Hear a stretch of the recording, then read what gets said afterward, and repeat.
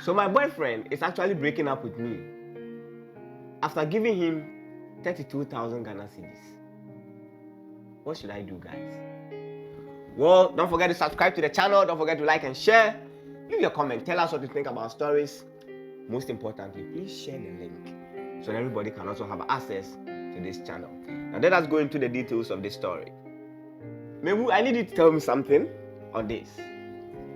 Now I've been dating this man since I was 16 years old. I'm 22 years now, so it's been 6 years together with him. He's 33 years too. It's more like my first boyfriend because I never had anything to do with anyone till he came into the picture. He was hired by my mother to teach me commerce and science when I come on vacation.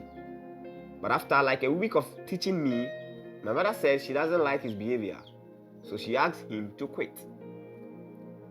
I had a small phone by then, so he took my number that would be testing me questions, and before I knew it, he was talking about love with me.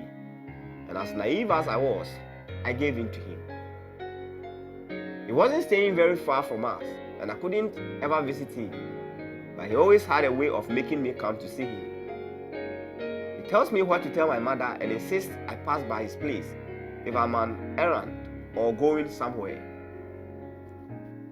My mother and I were attending different churches, so sometimes he will ask me not to go to church and come stay at his end.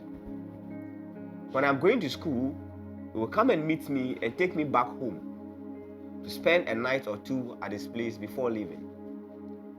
I was a virgin, but within a month of being his lover, he had already taken my virginity and having sex with me every day. To be honest, I enjoyed him. I enjoyed everything he and I ever did. The sex was painful at first, but it eventually got better, and so did everything else. I didn't really date anyone else till I completed SHS and even till now. I got a job as a receptionist in a guest house after SHS, but he asked me to quit because men used to come there a lot and they make advances towards me. I was 18 years by then. He got me another job as a shopkeeper, which I was doing. He used to take half of my salary that was keeping it for me till we are ready to marry. Then he used it as my own contribution towards helping him to pay my bride price. Anytime I'm not able to raise the half, he complains bitterly that I don't want to contribute or help him in any way to pay my dowry, so I tried to pay consistently. I also used to go to his home and assist him with chores and other things while he and I had sex almost every day. He loves sex actually, so much that even when I am in my period, he still does it with me.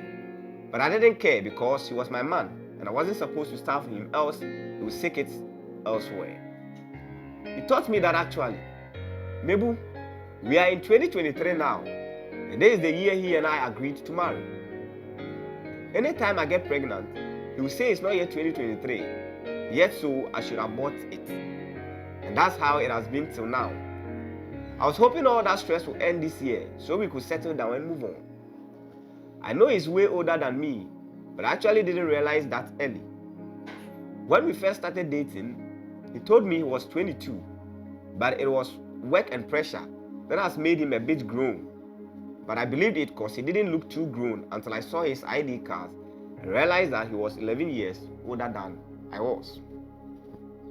I was not happy when I saw it, but I just had to let it go because we had come far and I feel I have lost a lot to him already.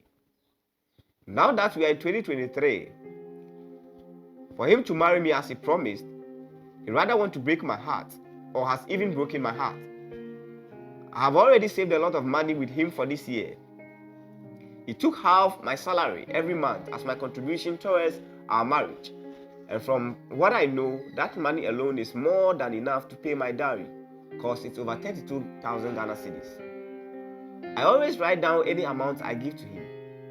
He asked me not to come to his place without he asking me to, and he has even blocked me on WhatsApp. I heard rumors that he's getting married, but when I called him, it doesn't go through, so I couldn't confirm. I decided to go to his place after church one Sunday, and I met him in the house with another lady. He came to open the door and asked me to leave and come later. But I wanted him to explain what was happening, so I didn't leave. We were there when the lady came out, and he told her I was one of his old students passing by to say hello.